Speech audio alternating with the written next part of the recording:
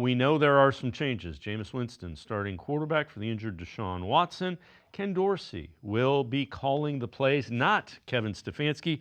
Mike Florio from NBC's Pro Football Talk on the decision to make Ken Dorsey the play caller. Ken Dorsey takes over the play calling duties for the Browns, and that's just weird to me.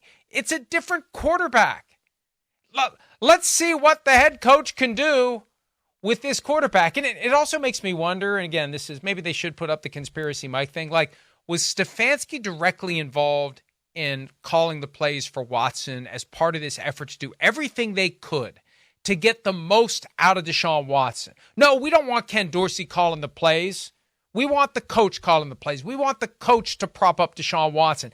We've got to prove that we were right to give everything up that we gave up to get Deshaun Watson, to give him the $230 million fully guaranteed contract. Now that that pressure's gone, we can go back to the normal role of coaches, offensive coordinator runs the offense. I don't know, but it's just an odd week. The week that Watson's out and Winston's in, all of a sudden the coach is giving up the play calling duties when it's a reset at the quarterback position. It just seems odd.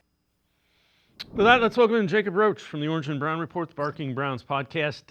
Jacob, something doesn't add up, but I don't buy that, because if Ken Dorsey came in and you got Deshaun Watson right, then you were right. So it does not make sense to me that you changed when you did, and it also doesn't make sense to me that you waited until you were one in whatever and out of the playoffs to change the quarterback. So there's a whole lot of dysfunction again. There's that word going on with the Browns.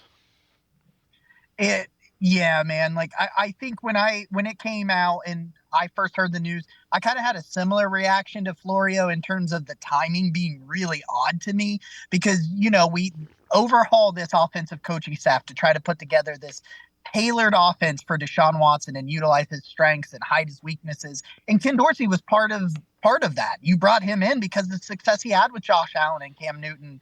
And you thought, hey, here's this quarterback whisperer, a guy that's used to running this exclusive shotgun stuff. We're going to bring him in. He's going to coach up Deshaun Watson. We're going to get the most out of him. And then, like Florio said, you waited until this week without Watson to make this change. I understand maybe they're trying to just evaluate Ken Dorsey and see if they really want to keep him around after this season, if they keep Kevin Stefanski. But it just, like, the first game without Watson and going to Winston, when Winston would thrive in Kevin Stefanski's old offense, changing the play caller for that, it does not make sense to me. Yeah, none of it makes sense. And I'm guessing Kevin Stefanski was told, fix the penalties, and that might be the reason that he is not the play caller. Is he's trying to make sure that he fixes some of the issues that the team has had on a global perspective. There's a lot of them